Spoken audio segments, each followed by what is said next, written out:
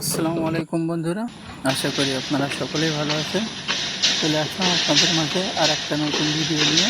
বন্ধুরা দেখেন, মালয়েশিয়াতে একজন শ্রমিক কত দ্রুত কাজ করে। আপনারা দেখতে থাকুন ভিডিওটি, আর ভালো লাগলে অবশ্যই ভিডিওটি শেয়ার করে দেবেন এবং আমাকে সাপোর্ট করবেন।